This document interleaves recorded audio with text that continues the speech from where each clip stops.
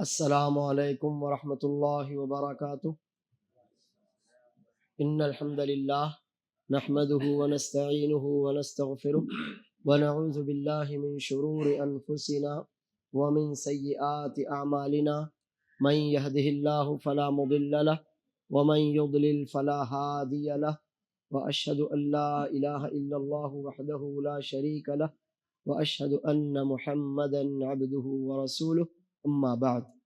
محترم حاضرین، بزرگوں، نوجوانوں، معصوم بچوں اور باوقار پردہ نشین قابل احترام ماؤں، بہنوں اور بیٹیوں، الحمدللہ ہم نے کتاب التوحید میں جو درس شروع کیا ہے وہ ہے الخوف من الشرک۔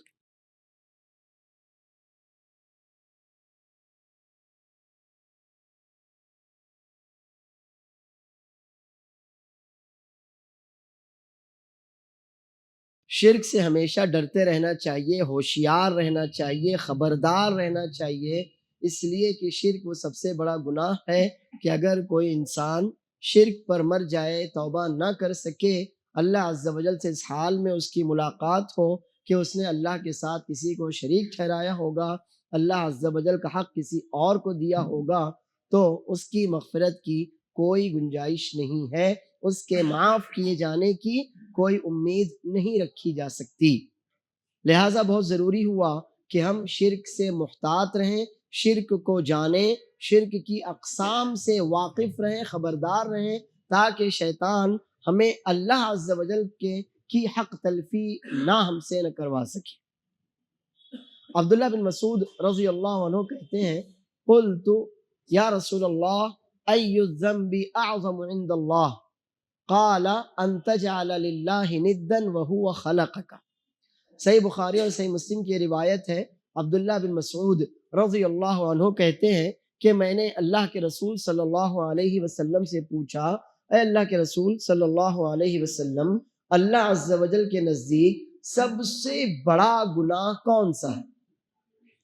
تو نبی کریم صلی اللہ علیہ وسلم نے جواب دیا، ان تجعل للہ ندا وہو خلقک۔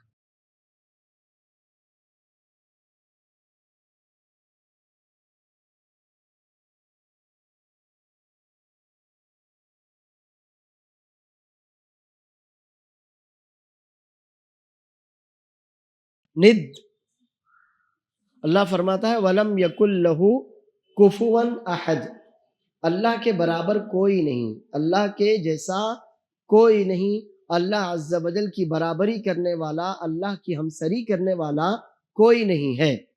اب اللہ کے رسول صلی اللہ علیہ وسلم سے پوچھا گیا کہ سب سے بڑا گناہ اللہ عز و جل کے یہاں سب سے بڑا گناہ کون سا ہے؟ تو رسول اللہ صلی اللہ علیہ وسلم نے جو جواب دیا وہ آپ کے سامنے ہے، ان تجعل للہ ندا وہو خلقک، کہ اللہ نے آپ کو پیدا کیا، پوری مخلوق کو اللہ نے پیدا کیا، تو ان کی پیدائش کا معاملہ، ان کی پوری زندگی گزارنے کا معاملہ، ان کی موت کا معاملہ، ان کے سسٹم بنانے کا، چلانے کا معاملہ، سارا کا سارا کام تو اللہ کرے، اور اس کے بعد پھر آپ اللہ عز و جل کا حق کسی اور کو دے دیں، کسی اور کو اللہ کے برابر سمجھنے لگ جائیں، اللہ عز و جل کے ساتھ کسی اور کو عبادت میں شریک کرنے لگ جائیں، تو یہ گناہ سب سے زیادہ بڑا ہے۔ تو چونکہ شرک سب سے بڑا گناہ ہے، اور اس تعلق سے پچھلے ہفتے ہم نے الحمدللہ وہ 2 آیتیں اور ایک حدیث جنہیں شیخ الاسلام محمد بن عبد الوہاب رحمہ اللہ نے ذکر کیا ہے، پچھلے ہفتے کے درس میں الحمدللہ ہم نے ان دونوں آیتوں کو اور اس حدیث کو بھی اچھی طرح جان لیا تھا۔ پہلی آیت اللہ عز و جل کا فرمان جو آپ کو یاد ہونا چاہیے، ان اللہ لا یغفر ان یشرک بہ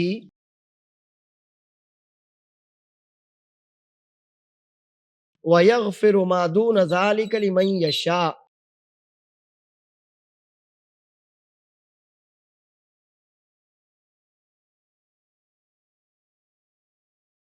ومن یشرک باللہ فقد ضل ضلالا بعیدا فقد ضل ضلالا مبینا فقد افترى اثما عظیما۔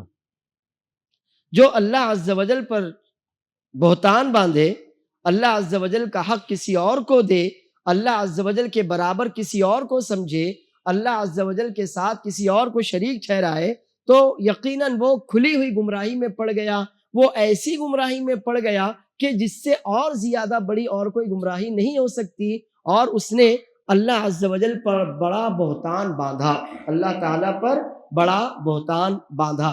اب یہ آیت الحمدللہ پچھلے ہفتے ہم دیکھ چکے ہیں۔ اس کے بعد شیخ الاسلام رحمہ اللہ نے ایک اور آیت ذکر کی تھی جس میں یہ بیان تھا کہ انبیاء کرام علیہم السلام بھی شرک سے ڈرتے تھے، محتاط رہتے تھے، اپنے لیے اور اپنی اولاد کے لیے اللہ عز و جل سے شرک سے حفاظت کی دعا کرتے تھے۔ ابراہیم علیہ السلام کی دعا انہوں نے ذکر کی تھی کہ انہوں نے جہاں اللہ عز و جل سے بہت سی دعائیں مانگی، مکے کے لیے، مکے والوں کے لیے، اپنی اولاد کے لیے اور تمام مسلمانوں کے لیے، وہیں انہی دعاؤں میں سے ایک دعا یہ بھی تھی وَجْنُبْنِي وَبَنِيَّ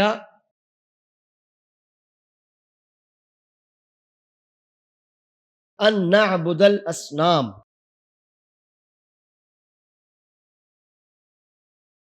ابراہیم علیہ السلام کی یہ دعا آپ بھی یاد کیجئے، مانگا کیجئے۔ اللہ عز و جل نے ان کی یہ جو دعا نقل کی ہے 13ویں پارے سورہ ابراہیم میں، کہ انہوں نے اللہ تعالیٰ سے دعا مانگی، اللہ تو مجھے اور میری اولاد کو بتوں کی عبادت سے محفوظ رکھنا، بچانا، ہمیں تو شرک سے بچائے رکھنا۔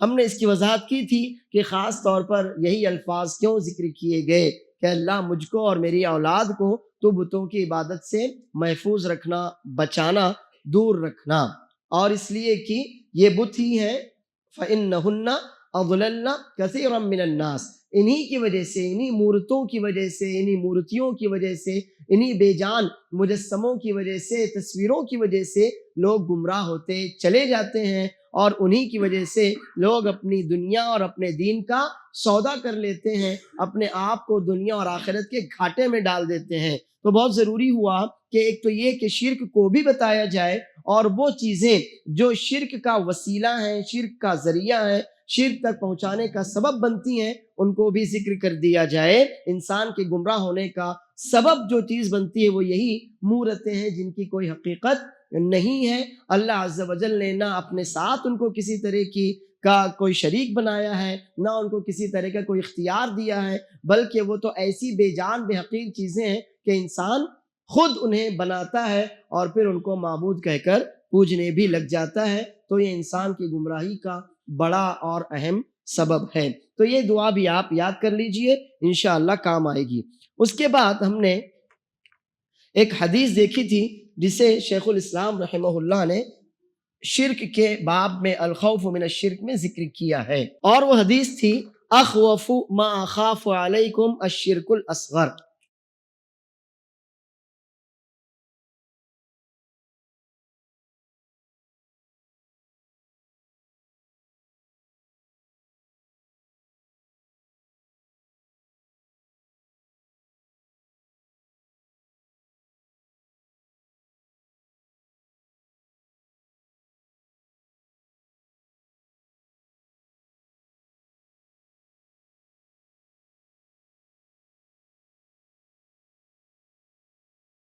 سب سے خطرناک چیز، خوفناک، دہشتناک چیز، امر، معاملہ جس کا مجھے تمہارے اوپر ڈر ہے، وہ چھوٹا شرک۔ پوچھا گیا کہ یہ چھوٹا شرک کیا ہے، تو رسول اللہ صلی اللہ علیہ وسلم نے وضاحت کرتے ہوئے فرمایا کہ وہ ریاکاری۔ تو اب ریاکاری کو بھی چونکہ شرک کہا گیا، لہٰذا ضروری ہوا کہ ہم اس سے بھی محتاط رہیں۔ ریاکاری چھپا ہوا شرک، انسان کے دل میں یہ خیال ہوتا اللہ کے علاوہ کسی اور کی رضا، اللہ کے علاوہ کسی اور کی چاہت کی امید، اللہ عز و جل کے علاوہ کسی اور سے صلے کی تمنا، یہ چھپا ہوا شرک ہوتا ہے۔ اللہ عز و جل کے علاوہ کوئی اس سے واقف نہیں ہو پاتا، لیکن اب انسان اسی دوسرے بندے کو خوش کرنے کے لیے چونکہ یہ کام کرتا ہے، لہٰذا وہ شرک اصغر کہا جاتا ہے، کیونکہ بنیادی طور پر شرک اصغر کا جو کام ہے یہ مومن سے ہوتا ہے، کافر کو کیا ضرورت ہے؟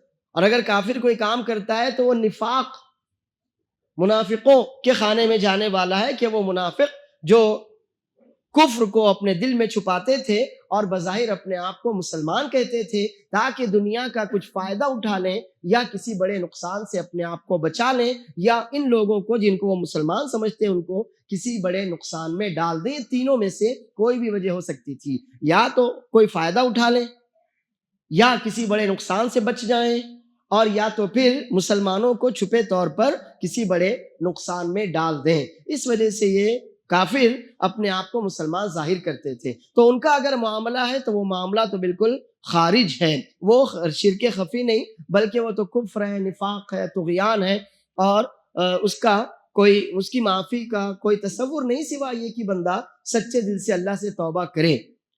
اب رہا مسئلہ ریا کا، تو ریا تو مسلمانوں سے ہونے والا کام کہ ہم کام کرتے ہیں اللہ کے لیے، عبادت کرتے ہیں اللہ کے ساتھ شرک نہیں ٹھہراتے، مگر دل میں یہ برا خیال آ جاتا ہے کہ کوئی اور بھی ہم سے راضی ہو جائے یا لوگ مجھے اچھا سمجھنے لگ جائیں. تو چونکہ کسی اور کی رضا کا خیال آیا، کسی اور سے صلے کی تمنا ہوئی، اس لیے اس کو بھی شرک قرار دیا گیا ہے. اور جب یہ شرک ہے تو اس میں یہ اشارہ ہے کہ اس سے بھی آپ کو اپنے آپ کو بچانا بہت زیادہ ضروری ہے. ٹھیک ہے اگر شرک اکبر ہے کہ آپ براہ راست اللہ تعالیٰ کے علاوہ کسی کو پکارتے ہیں یا اللہ کے ساتھ کسی اور کی بھی عبادت کرتے ہیں تو یہ شرک اکبر ہے.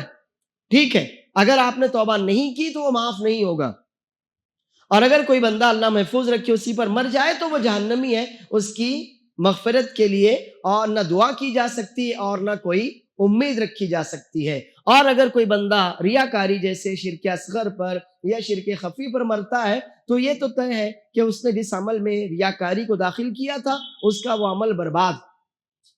اور اگر وہ توبہ کر لے تو اللہ عز و جل توبہ قبول کرنے والا ہے. وَهُوَ الَّذِي يَقْبَلُ التَّوْبَةَ عَنْ عِبَادِهِ، اللہ اپنے بندوں کی توبہ قبول کرتا رہتا ہے. کب تک؟ مَا لَمْ يُغَرْغِرْ، جب تک بندہ موت کی علامت نہ دیکھ لے، سکرات کے عالم میں نہ پہنچ جائے، تب تک اللہ عز و جل آپ کے بڑے سے بڑے گناہوں کو معاف کرنے کے لیے بھی تیار رہتا ہے. تو کوئی بات نہیں، ہوا اللہ سے معافی مانگیے، اللہ عز و جل معاف کرنے والا ہے. لیکن اگر کوئی بندہ شرک اصغر پر مرتا ہے تو بہرحال اس کو اس کی سزا ضرور بضرور ملے گی. لیکن چونکہ وہ شرک اصغر ہے، چھوٹا ہے، بندے نے اللہ کا درجہ کسی اور کو نہیں دیا تھا، بندے نے اللہ کے برابر کسی اور کو نہیں سمجھا تھا، بندے نے اللہ کے ساتھ کسی اور کو شریک نہیں ٹھہرایا تھا، تو بہرحال اللہ عز و جل اس کو معاف کرنے والا ہے، رحیم ہے، غفور ہے. اب یہ اور بات ہے کہ اللہ عز و جل کی جیسے مشیت ہوگی، یا تو اس بندے کو اس کی کثرت نیکیوں کے سبب ویسے ہی معاف کیا جائے یا پھر اس کو سزا دی جائے اور پھر معاف کیا جائے، وہ الگ مسئلہ ہے. لیکن یہ ہے کہ وہ بندہ ہمیشہ ہمیشہ کے لیے جہنم میں نہیں رہے گا، اور اسی لیے ہم ایسے بندے کو کافر نہیں کہہ سکتے، مشرک نہیں کہہ سکتے، سوائے یہ کہ وہ بندہ شرک اکبر کرے. شرک اکبر کرتا ہے، اللہ کا حق کسی اور کو دیتا ہے، تو پھر وہ شرک اکبر ہے. اور وہ بندہ اگر اسی پر مرتا ہے تو پھر آپ کہہ سکتے ہیں کہ جو بھی شرک پر مرے گا اس کا ٹھکانہ فقد حرم اللہ علیہ الجنت ومأواہ النار. جو بھی شرک اکبر پر مرتا ہے اللہ عز و جل نے اس پر جنت کو حرام کر دیا اور اس کا ٹھکانہ جہنم ہے. الحمدللہ ہم یہاں تک پڑھ چکے تھے. اب آج آپ کے سامنے میں وہ 2 حدیثیں رکھتا ہوں جو شیخ الاسلام محمد بن عبد الوہاب رحمہ اللہ نے ان کے بعد ذکر کی ہیں. پہلی حدیث صحیح بخاری کی روایت ہے، عبداللہ بن مسعود رضی اللہ عنہ اس کے راوی.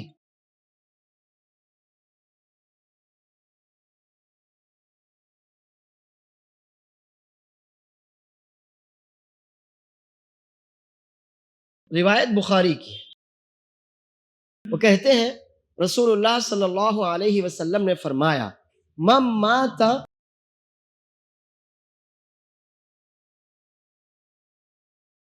وهو يدعو من دون اللہ ندا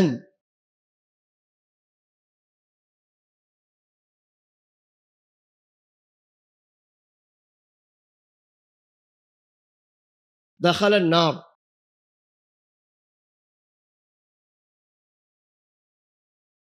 ند کا معنی ہم آپ کو بتا چکے. ند اللہ کے برابر کسی کو سمجھنا، اللہ کے جیسا، اللہ کے برابر، اللہ کے یکساں کسی اور کو سمجھنا، اللہ کا شریک کسی اور کو ٹھہرانا. حدیث چھوٹی سی ہے، مختصر سی ہے، الگ اس میں اور کوئی بات نہیں ہے. من ماتا، جس کی موت ہو. اس میں اس بات کی طرف اشارہ ہے کہ اگر مرنے سے پہلے کوئی توبہ کر لے تو اللہ عز و جل توبہ قبول کرتا ہے. اللہ کے رسول صلی اللہ علیہ وسلم فرماتے ہیں ان اللہ یقبل توبۃ العبد ما لم یغرغر. غرغرہ سکرات کا عالم، جاں کنی کا عالم، ہم اس کو سکرات بھی کہتے ہیں اور جاں کنی بھی کہتے ہیں، یعنی روح نکلنے سے پہلے کا لمحہ، آخری لمحہ کہ بس اب انسان کی روح نکلنے والی ہے، اس کو کہتے ہیں جاں کنی کا عالم، سکرات کی حالت. تو حدیث یہ کہتی ہے کہ من ماتا، جس کی موت ہو جائے. اور وہ حدیث یہ کہتی ہے یا ان اللہ یقبل توبۃ العبد ما لم یغرغر، یعنی اگر کوئی غرغرہ سکرات سے پہلے توبہ کرے تو اللہ عز و جل اس کی توبہ قبول کرتا ہے. لیکن اگر کوئی اس وقت تک بھی، آخری سانس تک بھی توبہ نہ کرے، مر جائے اسی پر مر جائے. کس حالت میں مر جائے؟ وَهُوَ يَدْعُو، یہ وَهُوَ يَدْعُو جملہ حالت بتا رہا ہے. وَهُوَ يَدْعُو جملہ کیا بتا رہا ہے؟ حالت، یعنی حالت شرک میں. آپ اس کا آسان سا ترجمہ کر سکتے ہیں حالت شرک میں.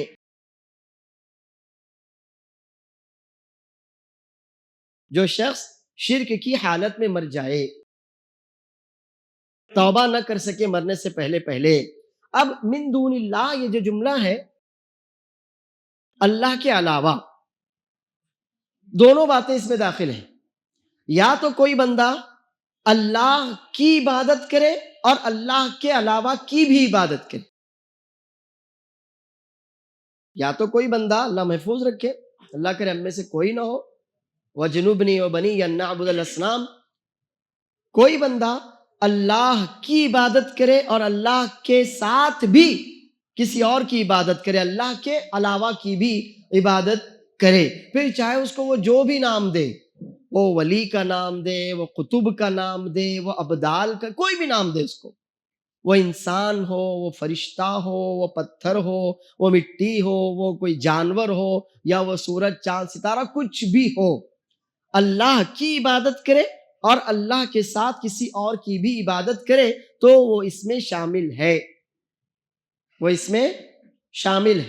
اور اسی طرح سے وہ بندہ جو اللہ کی عبادت سرے سے نہ کرے، وہ بندہ جو سرے سے اللہ کو مانتا ہی نہ ہو، اللہ کی عبادت ہو ہی نہ اس کے یہاں پر، اللہ کی عبادت کا تصور ہی نہ ہو، تو وہ کافر ہے، وہ بھی اس میں داخل ہے. اور وہ بندہ جو اللہ کی عبادت نہیں کرتا تو کسی کی نہیں کرتا، مانتا ہی نہیں کسی کو، ملحد، وہ سب کے سب اس میں داخل ہیں. کیونکہ رہا مسئلہ ملحد کا تو اس کا کوئی دین ہی نہیں، وہ ویسے ہی خارج ہے. کیونکہ اللہ کیا فرماتا ہے؟ ان الدین عند اللہ الاسلام، اللہ عز و جل کے یہاں دین چاہیے کہ بندہ دین لے کر حاضر ہو. اور وہ کون سا چاہیے؟ وَمَن يَبْتَغِ غَيْرَ الْإِسْلَامِ دِينًا فَلَن يُقْبَلَ مِنْهُ، وہ اسلام چاہیے. اب جو بے دین ہے تو اس نے اپنے آپ کو اتنا گرا لیا کہ وہ اس کیٹیگری میں آیا ہی نہیں، دین کی کیٹیگری میں آیا ہی نہیں. اور اس کے بعد جو اسلام کے علاوہ کے دین میں ہے تو اللہ عز و جل کے یہاں اس کو دین کہا ہی نہیں جائے گا. ہمیشہ یاد رکھیے ایک جملہ، ایک بات قاعدے کی یاد رکھیے، دین، اگر دین کہا جائے تو صرف اسلام ہی مراد ہوگا. اگر دین کہا جائے تو صرف اسلام ہی مراد ہوگا. کیونکہ اللہ عز و جل نے فرمایا ان الدین عند اللہ الاسلام. بس اللہ عز و جل کی نظروں میں، اللہ کے یہاں اگر دین ہے کوئی تو وہ، تو مطلب اسلام کے علاوہ اگر کچھ ہے تو اللہ عز و جل اس کو دین نہیں مانتا. ہمیشہ یاد رکھیے، وہ آپ اس کو کچھ بھی کہہ لیں، پھر کچھ بھی کہہ لیں، لیکن لفظ دین مت کہیے اس کو. پھر وہ یہودیت ہو، وہ نصرانیت ہو، وہ مجوسیت ہو، کچھ بھی ہو، وہ دین نہیں. کیوں نہیں ہے؟ کیونکہ اللہ عز و جل کا فرمان واضح ہے، ان الدین عند اللہ الاسلام. دین کہلائے جانے کا حقدار تو صرف وہ ہے جسے اللہ نے نازل کیا، اللہ کی طرف سے آیا اور وہ دین اسلام ہے بس. تو دین اتنا زیادہ اونچا، اتنا زیادہ اشرف، اتنا زیادہ فضیلت والا کلمہ ہے کہ اسلام کے علاوہ کسی اور کو دین کہا جائے یہ اللہ کو بھی گوارا نہیں. اللہ نے کیا فرمایا؟ ان الدین عند اللہ الاسلام. بس دین ہے تو اسلام ہے، اسلام ہی دین ہے. اسلام کے علاوہ کوئی اور دین اللہ کی یہاں نہیں ہے. اللہ کی نظروں میں کسی اور کو دین نہیں کہا جا سکتا. ٹھیک ہے آپ اپنی زبان کے اعتبار سے کہیں وہ ایک الگ مسئلہ ہے، لیکن حقیقت یہ ہے کہ دین اتنا شریف، اتنا اشرف، اتنا فضیلت والا کلمہ اور لفظ ہے کہ وہ اسلام کے علاوہ کسی اور کے لیے مناسب نہیں ہے. اس لیے ہم اپنے آپس کی بول چال میں بھی استعمال کریں تو لفظ دین صرف اسلام کے لیے استعمال کریں. بقیہ اس لائق نہیں ہے کہ ہم اتنا پیارا، اتنا پاکیزہ، اتنا مقدس نام کسی اور دھرم یا مذہب کو دے سکیں. اس لیے ہمیں احتیاط کرنا چاہیے. واللہ عالم. اب تینوں اس میں داخل ہیں. ایک تو وہ کہ جس نے اللہ کو مانا ہی نہیں، کسی کو بھی نہیں مانا، وہ نکل ہی گیا، خارج ہو گیا. دوسرا یہ کہ جس نے اللہ کو نہیں مانا باقی سب کو مان لیا، تو من دون اللہ تو کیا ہی اس نے، اللہ کے علاوہ کو مان لیا. اور تیسرا وہ ہے کہ جس نے اللہ کو مانا اور اللہ کے ساتھ کسی اور کو بھی مانا تو وہ بھی اس میں داخل ہے. آپ پوچھیں گے کیوں؟ تو ہم کہیں گے اس لیے کہ صحیح مسلم کی روایت ہے، اللہ کے رسول صلی اللہ علیہ وسلم فرماتے ہیں انا اغنى الشركاء عن الشرك، انا اغنى الشركاء عن الشرك. شرک، پارٹنرشپ، شراکت داری، مجھے اس کی کوئی حاجت اور ضرورت نہیں ہے. اغنا، سب سے زیادہ دور رہنے والا، بے پرواہ، سب سے بے نیاز. مجھے کوئی حاجت نہیں ہے ان سب چیزوں کی، شرک کی، پارٹنرشپ کی، شریک کی، پارٹنر کی، مجھے کوئی حاجت نہیں ہے. میں سب سے بے نیاز ہوں، بے پرواہ ہوں، بہت اونچا ہوں ان سب چیزوں سے.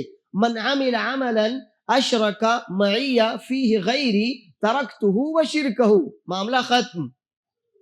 کوئی بندہ بھی کسی بھی طرح کا عمل کرے اور اس عمل میں وہ کسی اور کو میرا شریک بنا دے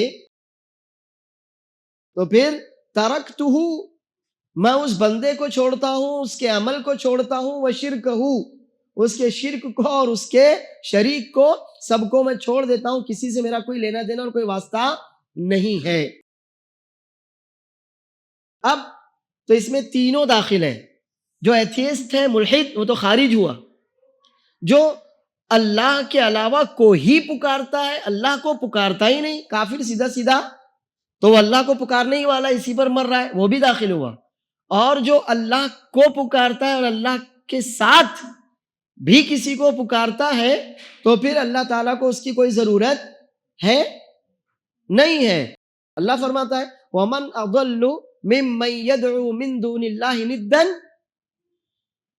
اس سے زیادہ گمراہ کون ہو سکتا ہے جو اللہ کے علاوہ کو اللہ کا ہمسر اور شریک بنا کر اس کی عبادت کرتا ہے. اب یہاں پر ایک کلمے پر اور دھیان دیجئے. دعا یدعو، دعوت، دعا، دعا اسی سے، دعوت اسی سے. پکارنا، بلانا، مانگنا. اے اللہ میں تجھ سے دعا کر رہا ہوں یعنی تجھ سے مانگ رہا ہوں نا. اے اللہ میں تجھ سے دعا کر رہا ہوں یعنی تجھ سے مانگ رہا ہوں، دعا کر رہا ہوں، مانگ رہا ہوں، تجھ کو پکار رہا ہوں. میں تجھ کو پکار رہا ہوں، تجھ سے مانگ رہا ہوں. اے اللہ میں تیرے سامنے اپنی یہ طلب، اپنی یہ درخواست رکھ رہا ہوں. یہ دعا ہے. اور آپ جان لیجئے کہ عبادت کی افضل ترین قسم دعا. عبادت کی افضل ترین قسم دعا. اللہ کے رسول صلی اللہ علیہ وسلم فرماتے ہیں الدعاء هو العبادہ. چھوٹی سی حدیث ہے، یاد رکھیے، ہمیشہ کام آئے گی. الدعاء هو العبادہ.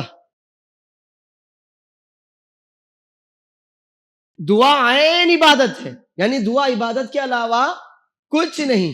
دعا عین عبادت. تو ایک بندہ اگر دعا مانگ رہا ہو تو وہ کہہ سکتا ہے کہ میں عبادت کر رہا ہوں.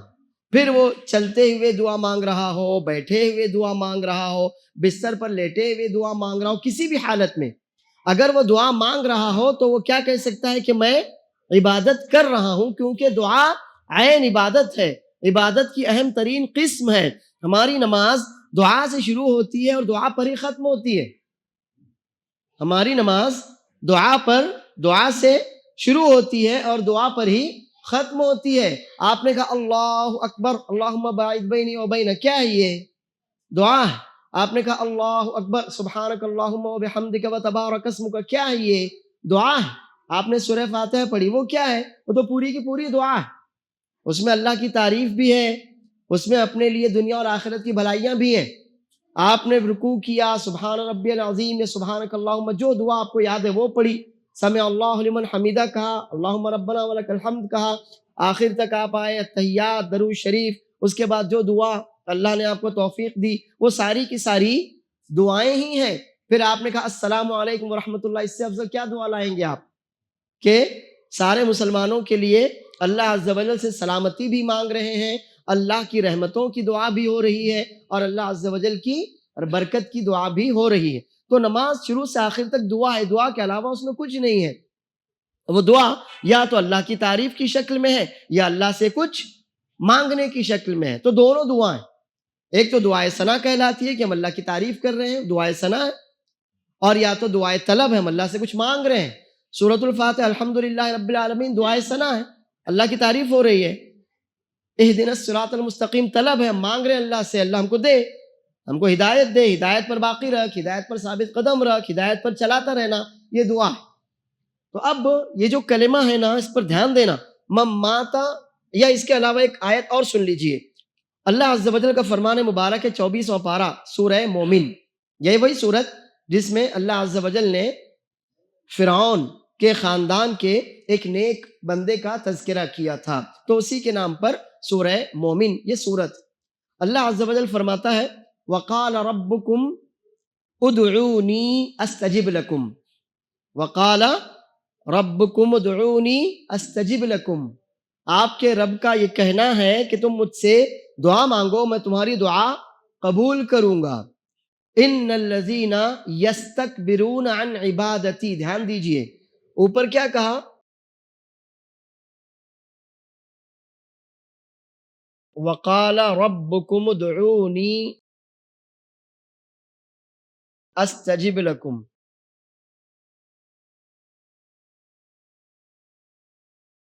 ان الذین یستکبرون عن عبادتی.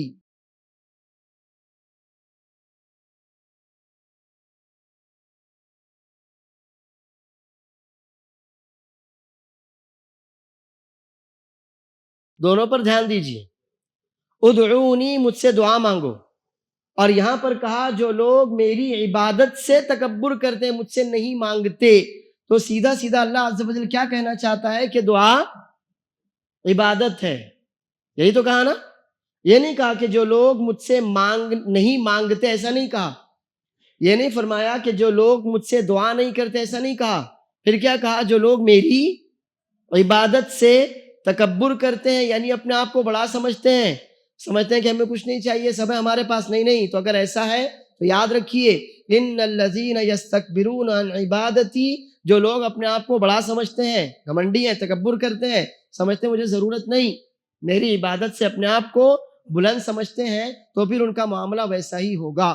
سیدخلون جہنم داخرین، وہ ذلیل ہو کر جہنم میں جائیں گے. کیونکہ اللہ عز و جل کے یہاں جیسا گناہ ہوتا ہے ویسی سزا ملتی ہے.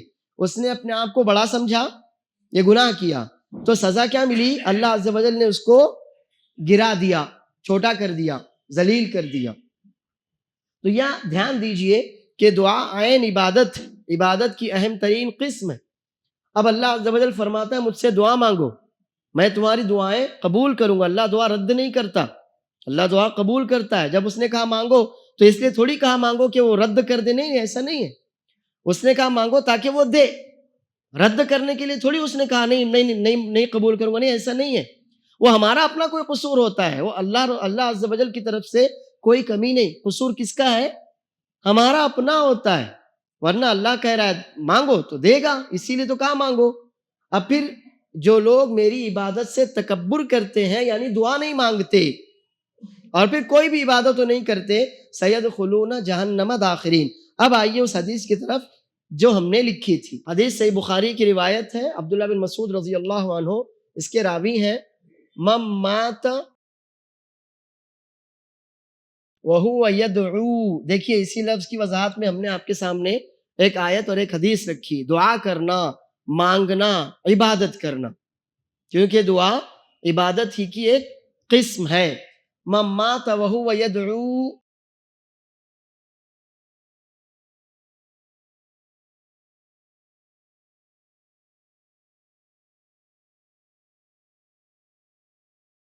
ہم نے آپ کو بتایا کہ اس میں حالت بتائی گئی، اس میں مرنے والے کی حالت بتائی گئی کہ مرنے والا حالت شرک میں مرا، تو گویا اللہ عز و جل نے اس کو مہلت دی تھی. کب تک؟ سکرات تک، کہ جہاں کنی کے عالم تک مہلت تھی. ہمارے پاس ابھی ہے مہلت، اور یہ تو اللہ کے علاوہ کسی کو نہیں معلوم کہ کس کی سکرات کا عالم کب آنے والا ہے، کب کس کی موت آنے والی. بس ہم اللہ سے دعا کریں کہ موت ایمان پر آئے. تو ایمان پر موت کب آئے گی؟ جب ایمان پر زندگی ہوگی. ایسا تھوڑی ہے کہ ہم کہیں اللہ موت ایمان پر دینا اور زندگی کفر، شرک، خرافات پر گزارے. ایسا نہیں ہوتا. انسان جن کاموں پر جیتا ہے نا، انہی پر مرتا بھی ہے. سوائے یہ کہ اللہ کا فضل ہو جائے، اللہ کی توفیق ہو جائے، اللہ کا احسان ہو جائے اور اللہ بچا لے، وہ ایک الگ بات.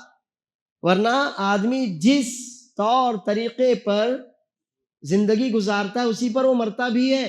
اللہ جس کو بچائے وہی بچے بس. تو اب زندگی اگر کفر میں، شرک میں، خرافات میں گزری، بتایا گیا، سمجھایا گیا، انسان نہیں سمجھا، تو بہت ممکن ہے کہ اس کی موت بھی اسی پر ہو. من ماتا. اب جب مر گیا وہ شرک پر، کس پر مرا؟ شرک پر. غیر اللہ کو پکارتے ہوئے مرا. اب چاہے غیر اللہ کو، اکیلے غیر اللہ ہی کو پکارا ہو اس نے زندگی بھر، اور یا تو پھر اللہ کے ساتھ غیر کو بھی پکارا ہو، دونوں ہی صورتوں میں کیا ہوگا؟ دخل النار. اس سے معلوم ہوا کہ جہنم بہت زیادہ دور، اس سے معلوم ہوا کہ جہنم بہت زیادہ دور نہیں ہے. ہے نا؟ یہی کلیئر ہے. مرا گیا، حدیث میں یہی ہے. جس کی موت حالت شرک میں ہوئی، دخل النار. اب آپ مجھے سمجھائیے، اس سے یہ سمجھ میں آیا کہ نہیں کہ جہنم بہت زیادہ دور نہیں ہے، بس جنت اور ہمارے درمیان، جنت اور ہمارے درمیان. اور اسی طرح جہنم اور اللہ محفوظ رکھے، جہنم اور بندوں کے درمیان فاصلہ کرنے والی چیز کیا ہے؟ موت. ہمارے اور جنت کے درمیان انشاءاللہ جو رکاوٹ ہے وہ کیا ہے؟ وہ موت ہے بس. اسی طرح سے اللہ محفوظ رکھے، جہنم اور بندے کے درمیان جو چیز حد فاصل ہے وہ کیا ہے؟ بس. دیکھیے حدیث آپ کے سامنے، جس کی موت اس حالت میں ہوئی کہ وہ اللہ عز و جل کے علاوہ کسی اور سے مانگتا تھا، کسی اور کی عبادت کرتا تھا، حالت شرک میں، حالت کفر میں مر گیا، دخل النار. زیادہ انتظار نہیں کرنا پڑے گا اس کو. اس لیے کہ آپ اچھی طرح یہ بات دھیان میں رکھیے کہ جب انسان کی موت آتی ہے تو اگر وہ مومن ہے تو جنتیوں والے معاملات اس کے ساتھ شروع ہو جاتے ہیں مرنے سے پہلے. جب موت کسی انسان کی آتی ہے تو اگر انسان نیک ہو تو فرشتے بھی رحمت والے آتے ہیں، تو شروع ہو گیا نا اس کے ساتھ خیر کا معاملہ. اور فرشتے بھی کہتے ہیں کہ اے نیک بندے کی روح، اللہ عز و جل کی طرف چل، تیرا رب بھی تجھ سے راضی اور تو بھی اس سے راضی. تو جنت کا معاملہ شروع ہو گیا نا، مرنے سے پہلے ہی شروع ہو گیا، سکرات میں. اسی طرح اللہ اپنی پناہ میں رکھے، اگر وہ بندہ کافر ہو، جہنمی ہو، فاسق ہو، منافق ہو، تو پھر یہیں سے اس کا معاملہ بھی شروع ہو جاتا ہے. عذاب والے فرشتے آتے ہیں، اس کو اچھی طرح ٹھوکتے ہیں. اللہ نے فرمایا یضربون وجوہہم وادبارہم، کافروں کے چہروں پر اور پیٹھ پر، کمر پر خوب مارتے ہیں اور کہتے ہیں اے بری روح، اللہ کے عذاب کی طرف نکل، اللہ بھی تجھ سے ناراض اور تو بھی اللہ سے ناراض. تو بھی اللہ سے نہیں ملنا چاہتی اور اللہ بھی تجھ سے نہیں ملنا چاہتا. تو کہاں سے معاملہ شروع ہو گیا جنت اور جہنم کا؟ مرنے کے پہلے ہی شروع ہو گیا. انسان سکرات کے عالم میں پہنچا، وہیں سے جنت اور جہنم کا معاملہ شروع ہو گیا، آثار نظر آ گئے اس کو، وہ سمجھ گیا۔ اب اس کے بعد جب اس کو نہلایا جائے، کفنایا جائے، لے کے جائیں لوگ، تو رسول اللہ صلی اللہ علیہ وسلم فرماتے ہیں اگر وہ فاسق فاجر ہو تو کہتا ہے یا ویلہا این تذہبون بہا، ہائے بربادی، کہاں لے کے جا رہے ہو؟ مرنے والا اگر کافر ہو، منافق ہو، جہنمی ہو تو کہتا ہے بربادی، کہاں لے کے جا رہے ہو؟ مطلب اس کو سمجھ میں آ گیا کیا ہونے والا ہے، اس کو سمجھ میں آ گیا۔ اور اس کے بعد پھر جو برزخی زندگی ہے، قبر یہ برزخی زندگی، اگر کسی شخص کو قبر میں دفن نہ کیا جائے تو بھی اس کا عالم برزخی زندگی والا ہوتا ہے، وہ صرف ہماری آنکھوں سے اوجھل ہے، باقی اس کا کوئی ٹھکانہ اللہ عز و جل نے زمین میں، سجین میں یا علیین میں بنا رکھا ہے، وہ وہاں پر ہے۔ اب اگر مومن ہے تو جنت کا لباس، جنت کا کفن، جنت کا بچھونا، جنت کی طرف کھڑکی، قبر میں تحت نگاہ، کشادگی، روشنی، سارے خیر اس کے ساتھ۔ اور اللہ نہ کرے، اللہ بچائے، اگر کوئی کافر ہے تو اس کی جو بھی برزخی زندگی ہوگی، چاہے اسے دفن کیا جائے، اسے جلایا جائے، چیل کوے کھا جائے، کچھ بھی ہو، اللہ کے یہاں کوئی چیز ضائع نہیں ہوتی، ہر چیز محفوظ ہے۔ تو اب اس کی جو بھی برزخی زندگی ہوگی، چاہے قبر میں گزرے، چاہے کہیں بھی گزرے، کیا ہوگا اس میں؟ جہنم کا کفن، جہنم کا بچھونا، عذاب دینے والے فرشتے، اور جہنم کی طرف اس کی قبر کی کھڑکی، اور اس کے علاوہ جو کچھ عذاب ہوگا، اللہ محفوظ رکھے۔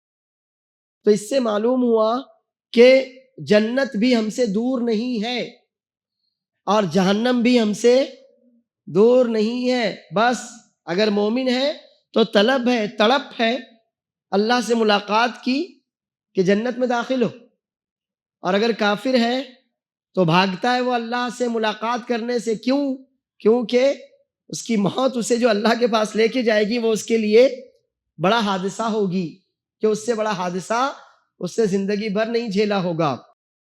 اس کے بعد دوسری حدیث جو شیخ الاسلام رحمہ اللہ نے ذکر کی ہے، وہ جابر بن عبداللہ انصاری، جابر بن عبداللہ بن عمرو بن حرام انصاری رضی اللہ عنہ کی روایت سے ہے۔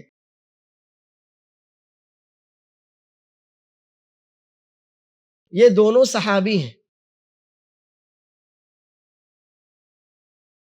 جابر اور جابر کے والد عبداللہ بن عمرو رضی اللہ عنہما۔ عبداللہ بن عمرو رضی اللہ عنہما کی شہادت غزوہ احد میں ہوئی تھی، اور جابر رضی اللہ عنہ وہ نوجوان صحابی ہیں کہ جنہوں نے اپنی بہنوں کی خاطر قربانی دیتے ہوئے بیوہ عورت سے شادی کی تھی۔ رسول اللہ صلی اللہ علیہ وسلم نے پوچھا، جابر کم عمر تھے، بہت نوجوان تھے، پوچھا شادی کی کہاں؟ ہاں۔ پوچھا کس سے؟ فرمایا سیبہ، مطلب بیوہ سے۔ تو آپ نے پوچھا کنواری سے کیوں نہ کی؟ مطلب تمہاری عمر کے نوجوان تو کنواری ڈھونڈتے ہیں، بلکہ بوڑھے بھی کنواری ڈھونڈتے ہیں، کنواری سے کیوں نہ کی؟ تو بتایا اللہ کے رسول صلی اللہ علیہ وسلم، معاملہ یہ ہے کہ میرے والد عبداللہ بن عمرو غزوہ احد میں شہید ہو گئے، اور میری 9 بہنیں ہیں۔ اب اگر میں کنواری لڑکی لے آتا تو وہ بھی کنواری، میری بہنیں بھی، وہ میری بہنوں کی دیکھ بھال نہیں کر سکتی تھی، لہٰذا میں نے ایک تجربہ کار عورت سے نکاح کیا تاکہ وہ میری بہنوں کے معاملات دیکھ سکے، ان کا خیال رکھ سکے۔ اس سے یہ بھی معلوم ہوتا ہے کہ جو گھر کی بہو ہوتی ہے اس کو گھر والوں کا خیال رکھنا چاہیے۔ وہ عورتیں جو یہ سمجھتی ہیں نا کہ ساس سسر کی خدمت نہیں ہے، ایسی بات نہیں ہے۔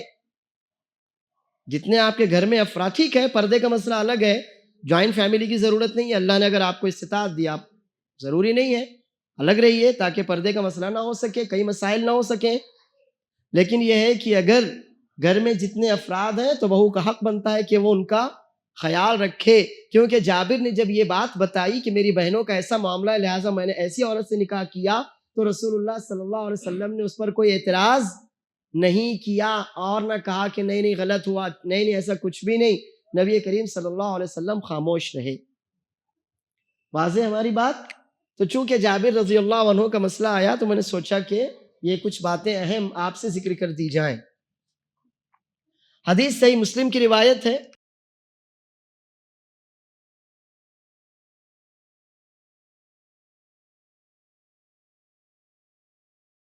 جابر بن عبداللہ رضی اللہ عنہما کہتے ہیں کہ رسول اللہ صلی اللہ علیہ وسلم نے فرمایا من لقی اللہ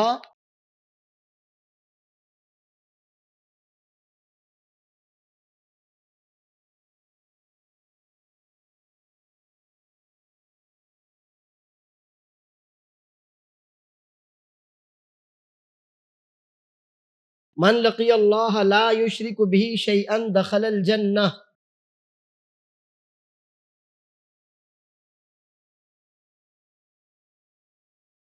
لقیہ یعنی ملاقات کرنا. جو اللہ تعالیٰ سے اس حالت میں ملاقات کرے گا، کس حالت میں؟ لا یشرک بہ شیئا، کہ اللہ کے ساتھ کسی کو شریک نہ ٹھہراتا رہا ہو، اللہ کے ساتھ کسی بھی طرح کا اس نے ڈھکا ہوا، چھپا ہوا، کھلا ہوا، بڑا چھوٹا کسی بھی طرح کا شرک نہ کیا ہوگا، تو انشاءاللہ دخل الجنہ. معلوم ہوا جنت بہت قریب ہے. توحید پر مرو جنت میں جاؤ.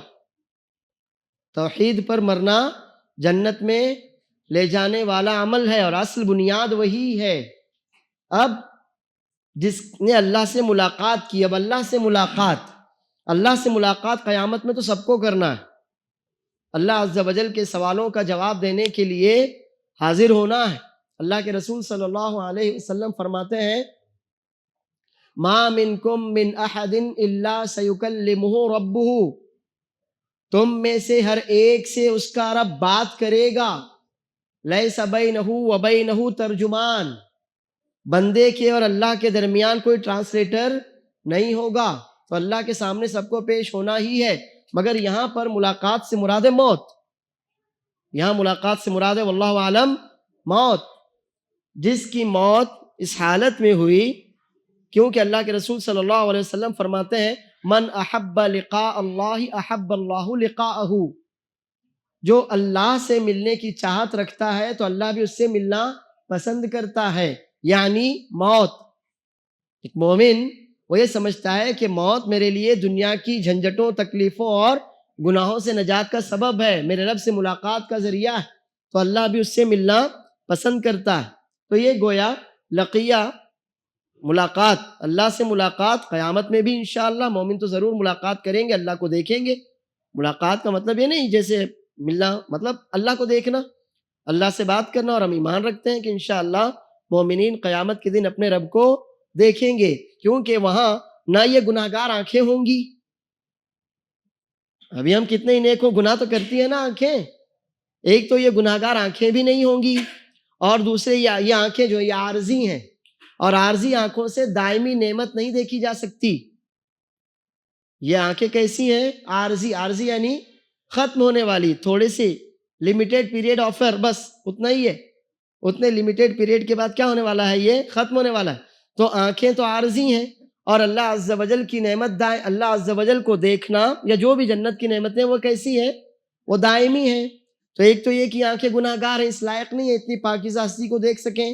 اور دوسری یہ آنکھیں کیسی ہیں؟ عارضی ہیں، تھوڑے سے مدت کے لیے ہم کو ملی، بس جب تک ملی اللہ کرے خیر ہی خیر ہو، گناہ نہ ہو ہم سے. دوسرا یہ کہ عارضی ہیں، اور عارضی رہتے ہوئے یہ دائمی نعمتوں کو نہیں دیکھ سکتی. کوئی میل نہیں نا، کوئی بھی کسی بھی طرح کا کوئی میل نہیں. تو قیامت کے دن کیا ہوگا؟ ایک تو یہ آنکھیں گناہگار نہیں رہیں گی انشاءاللہ، اور دوسرے پھر وہ جو آنکھیں ہوں گی وہ بھی عارضی نہیں رہیں گی بلکہ دائمی ہوں گی. واللہ عالم. تو بہرحال انشاءاللہ مومنین قیامت کے دن اپنے رب کو دیکھیں گے تو وہ بھی ملاقات ہوگی. لیکن یہاں پر مراد ہے موت. جس کی موت اس حالت میں ہو کہ اس نے اللہ کے ساتھ شیئن، ہم اچھی طرح وضاحت کر چکے ہیں کہ شیئن کوئی بھی چیز ہو، پھر وہ انسان بھی ہو سکتا ہے، اور انسان کے علاوہ جاندار، بے جان کسی بھی طرح کی کوئی چیز ہو سکتی ہے. تو اللہ کے ساتھ اس نے کسی بھی طرح کا شرک نہیں کیا ہوگا، کسی کو بھی شریک نہیں ٹھہرایا ہوگا، اور توحید پر مرا ہوگا، تو انشاءاللہ وہ جنت میں جائے گا. آسان سے الفاظ میں توحید پر مرنا جنت میں جانے کا سبب ہے. ہاں لیکن حدیث اتنی نہیں ہے، حدیث آگے اور بھی ہے. وَمَن لَقِيَهُ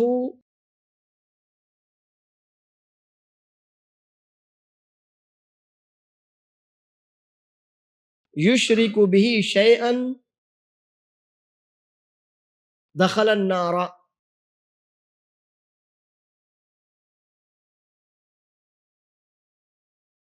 دونوں ایک دوسرے کے مخالف. جو توحید پر مرے گا انشاءاللہ جنت میں جائے گا، اور جو اللہ محفوظ رکھے شرک پر مرے گا وہ جہنم میں جائے گا. ومن لقیہ، لیکن اگر کوئی اللہ سے ملاقات کرتا ہے یشرک بھی شیئا، شرک کرتے ہوئے، یعنی حالت شرک میں مرا، شرک پر اس کی موت ہوئی، تو دنیا میں زندگی میں جو شرک کرتا رہا اور اسی پر اس کی موت ہوئی تو پھر دخل النار. اس سے معلوم ہوا کہ توحید پر موت جنت میں جانے کا سبب ہے، اور شرک پر موت جنت سے محرومی کا سبب. شرک پر موت جنت سے محرومی، یا دوسرے الفاظ میں جہنم میں جانے کا سبب ہے، جہنم میں جانے کا سبب ہے. اب بات لے دے کر آئی پھر توحید اور شرک پر. پوری جتنی بھی آیتیں اور حدیثیں، 3 حدیثیں ہم نے دیکھی اور 2 آیتیں اس میں ہیں، تو کل یہ جو 5 ہیں ان تمام کا خلاصہ ہوا لا الہ الا اللہ. ہوا کہ نہیں ہوا؟ 2 آیتیں دیکھی ہم نے، ان اللہ لا یغفر ان یشرک بہ، مطلب شرک معاف نہیں کرے گا، تو اللہ کو توحید چاہیے، یہی مطلب ہے نا اس کا. اللہ شرک کو معاف نہیں کرے گا، یعنی اللہ کو کیا چاہیے؟ توحید چاہیے. وجنبنی وبنی ان نعبد الاصنام، اللہ مجھ کو اور میری اولاد کو شرک سے بچا، یہی ہے نا، مطلب توحید پر ثابت قدم رکھ، یہی تو ہے. پھر اس کے بعد اخوف ما اخاف علیکم الشرک الاصغر الریا، معلوم ہوا کہ ریا بھی شرک اصغر ہے، اور جب وہ شرک ہے تو اللہ عز و جل اس کو بھی پسند نہیں کرتا، اس کو بھی معاف نہیں کرتا جب تک کہ بندہ خود توبہ نہ کرے. پھر اس کے بعد ہم آئے ان 2 حدیثوں پر، من مات وهو يدعو من دون اللہ ندا دخل النار، صحیح بخاری عبداللہ بن مسعود کی روایت رضی اللہ عنہ، کہ جس کی موت اللہ کے علاوہ کسی اور کی عبادت کرتے ہوئے، اللہ کے علاوہ کسی اور کو پکارتے ہوئے ہو گئی، وہ جہنم میں جائے گا. مطلب اللہ کو شرک نہیں چاہیے. آگے یہ اور تفصیلی روایت جابر بن عبداللہ رضی اللہ عنہما کی روایت صحیح مسلم، کہ من لقی اللہ لا یشرک بہ شیئا دخل الجنہ، توحید ہے، توحید. جو اللہ سے اس حال میں ملاقات کرے گا کہ اللہ کے ساتھ اس نے کچھ بھی شرک نہیں کیا ہوگا، کسی کو بھی شریک نہیں ٹھہرایا ہوگا، تو گویا توحید پر مرا، دخل الجنہ انشاءاللہ. ومن لقیہ یشرک بہ شیئا دخل النار، اور جو اللہ سے شرک کرتا ہوا ملے گا، یعنی شرک پر مرے گا، تو وہ اللہ محفوظ رکھے دخل النار. اب یہ بتائیے، یہ جو 2 آیتیں اور 3 حدیثیں ہم نے آپ کے سامنے ابھی رکھی، ان تمام کا مجموعہ لا الہ الا اللہ ہے کہ نہیں ہے؟ ہے؟ سب کی سمجھ میں آ رہی ہے یہ بات؟ ہے؟ جی ہاں، تو یہی ہے لا الہ الا اللہ، الخوف من الشرک،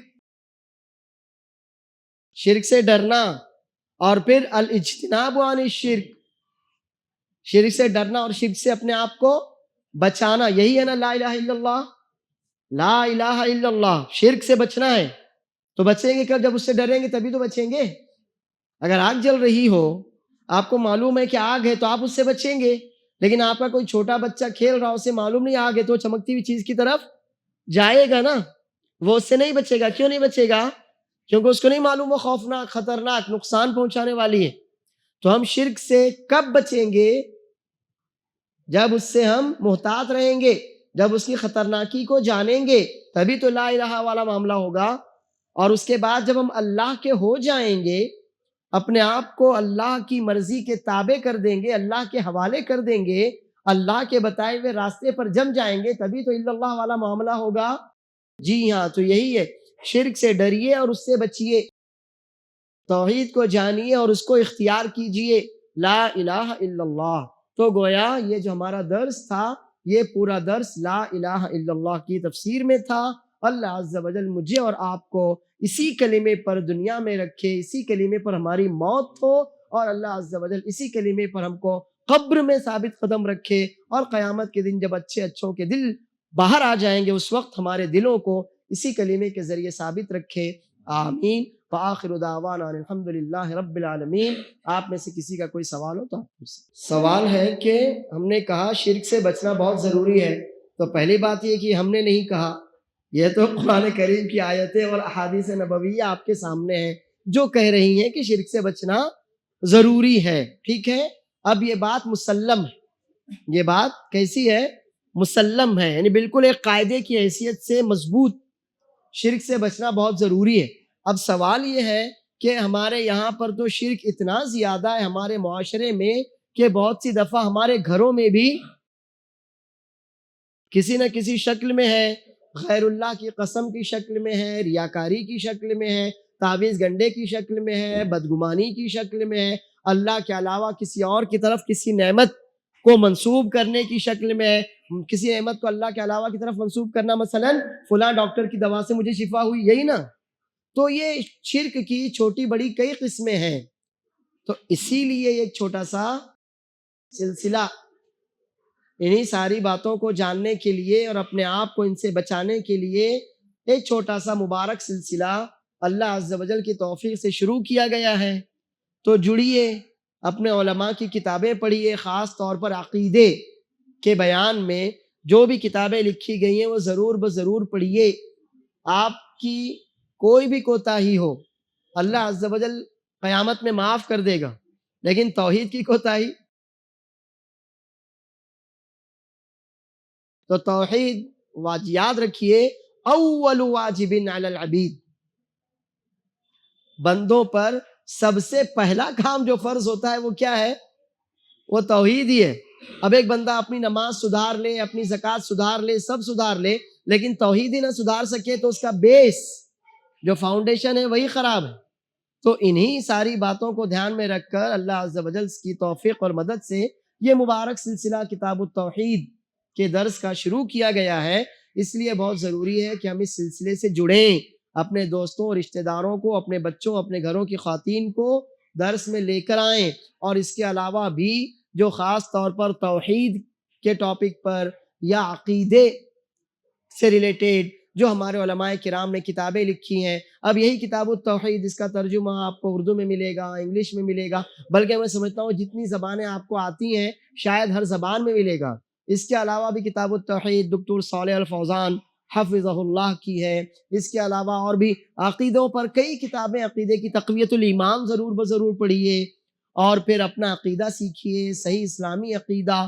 ایسی چھوٹی چھوٹی کتابیں ہیں، آپ ضرور بضرور اپنی زبان، جو زبان آپ کو آتی ہے ان زبانوں میں ان کتابوں کو پڑھیے. اور علماء کے دروس جو توحید اور عقیدے کے تعلق سے یوٹیوب پر دستیاب ہیں، آپ ان دروس کو ضرور بضرور دیکھیے، سنیے. اللہ عز و جل مجھے اور آپ کو توحید پر زندہ رکھے، توحید پر ہماری موت ہو، شرک اور شرک سے متعلق تمام چیزوں سے ہم سب کو اللہ محفوظ رکھے، آمین. سوال ہے کہ آج 6 دسمبر ہے، تو 6 دسمبر کو جو ایک حادثہ ہوا تھا بابری مسجد کی شہادت کا، اس کے ڈھائے جانے کا، خیر یقیناً وہ ایک بڑا حادثہ ہے.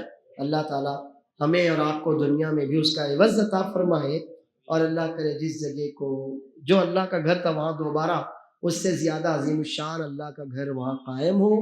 اللہ عز و جل ہمیں اس کے لیے گھر بنانے اور ان گھروں کو آباد کرنے کی توفیق اور سعادت سے نوازے.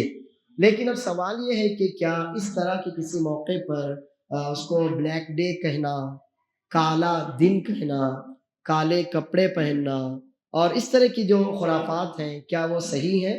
تو عصر کے بعد حافظ عمار محمدی حافظ اللہ، اللہ ان کی حفاظت کرے، ان کو برکت دے، انہوں نے مختصر سا درس اسی ٹاپک پر دیا تھا. انہوں نے یہ بتایا تھا کہ ٹھیک ہے یقیناً وہ ایک حادثہ ہے، اس سے ہم انکار نہیں کر سکتے، یقیناً وہ ظلم ہے، وہ ناانصافی ہے اور جو کچھ بھی، لیکن اس کا یہ مطلب نہیں ہوا کہ اس دن کو بلیک ڈے کے طور پر منایا جائے. اسلام کا بلیک ڈے سے، کسی بھی طرح کے بلیک ڈے سے کوئی تعلق نہیں. اب یہ بتائیے کہ جس دن بیت المقدس ہمارے ہاتھوں سے نکلا وہ بھی تو بلیک ڈے، جس دن رسول اللہ صلی اللہ علیہ وسلم کی وفات ہوئی وہ بھی تو بلیک ڈے، جس دن شیعوں نے کہیے عمر بن خطاب رضی اللہ عنہ کو شہید کیا. اب آپ کہیں گے وہ شیعہ کیسے؟ جی اگر وہ شیعہ نہیں تو پھر شیعہ اس کی پوجا کیوں کرتے ہیں؟ تفصیل ہے. پھر اسی طرح جس دن شیعوں نے عثمان رضی اللہ عنہ کو شہید کیا، جس دن شیعوں نے علی رضی اللہ عنہ کو شہید کیا، جس دن شیعوں نے حسن اور حسین کو شہید کیا، یہ سارے کے سارے بلیک ڈے تو ہوتے چلے جائیں گے. تو اسلام میں کسی بھی طرح کے بلیک ڈے کی کوئی حیثیت نہیں ہے. ہم سارے دن اللہ کے، راتیں اللہ کی، وقت اللہ کا، زمانہ اللہ کا، ہم اللہ کے. صحیح مسلم کی روایت شیخ عمار حفظہ اللہ نے پیش کی تھی کہ ان اللہ هو الدہر، کہ دراصل زمانے کو برا بھلا نہیں کہنا چاہیے، کیونکہ زمانے کا مالک اللہ زمانہ نہیں ہے، زمانے کا مالک اللہ ہے. کیونکہ اللہ فرماتا ہے، سورہ نور کی آیت ہے، یقلب اللہ اللیل والنہار، زمانے میں ہیر پھیر کرنے والا، دن کو لانے رات کو لے جانے، رات کو لانے دن کو لے جانے والا اللہ.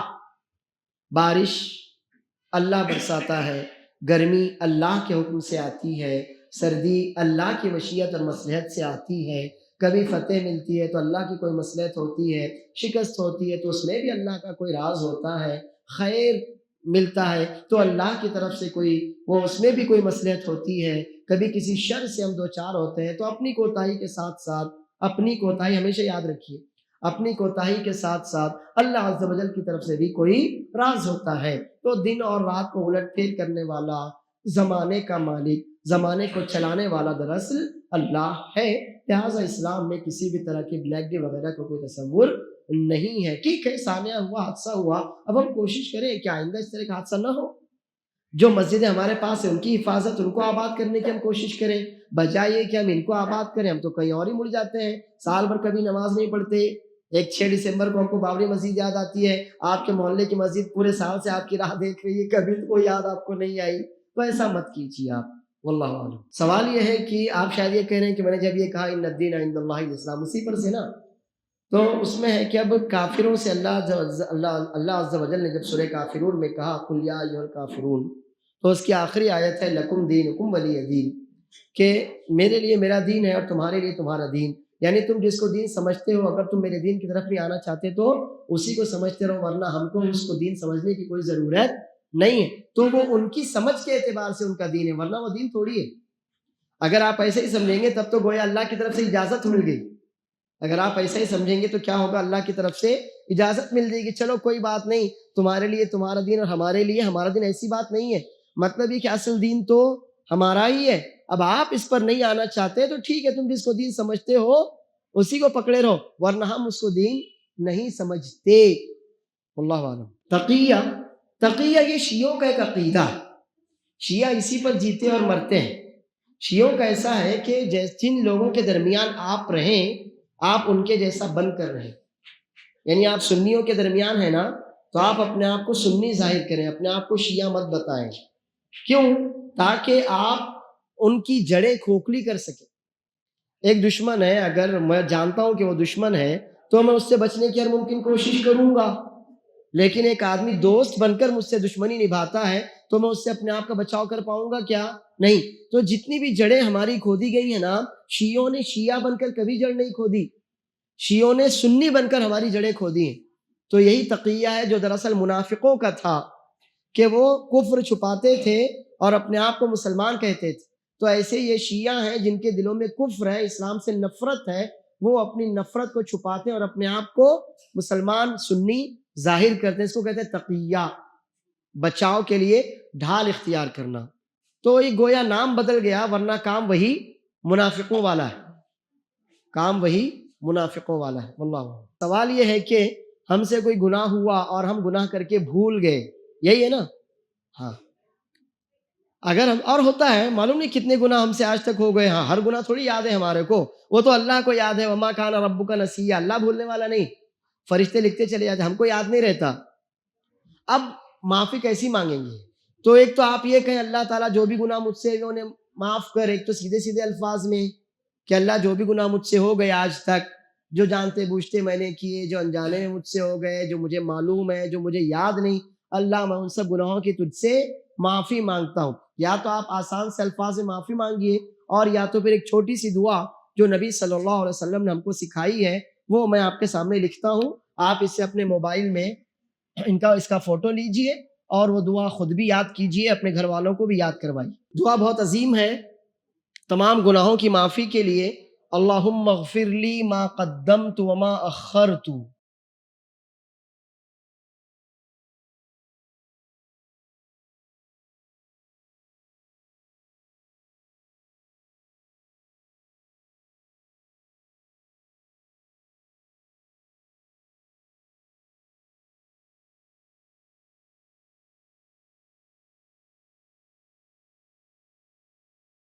وما اسررت وما اعلنت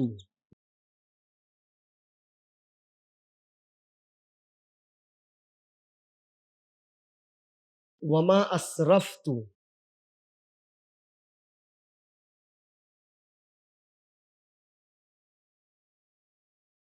وما انت اعلم به مني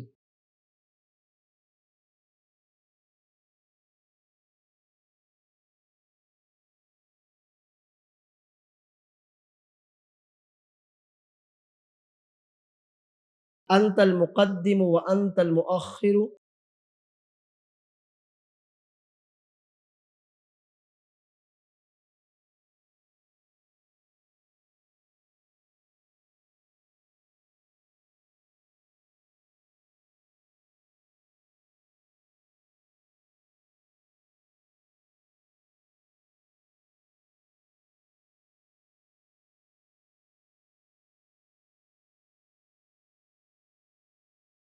چھوٹی سی دعا یاد کر لیجئے، اللہم اغفر لی ما قدمت وما اخرت، اے اللہ تو مجھے معاف کر دے جو گناہ بھی میں نے پیچھے کیے ہوں گے، کبھی جو گناہ کبھی مجھ سے آئندہ زندگی میں ہونے والے ہیں، وہ سارے گناہ تو میرے معاف کر، وما اسررت وما اعلنت، جو میں نے چپکے چپکے کیے اللہ تو جانتا ہے، لیکن میں نے دنیا والوں سے چھپا کر وہ گناہ کیے، یا جو میں نے دوسروں کے سامنے کیے، دوستوں کے سامنے، گھر والوں کے سامنے، جو بھی، وما اسرفت، اور جو کچھ بھی میں نے حد سے تجاوز کی ہے وہ سب معاف کر، وما انت اعلم به منی، اور میرے وہ سارے گناہ جو جنہیں تو مجھ سے زیادہ جانتا ہے۔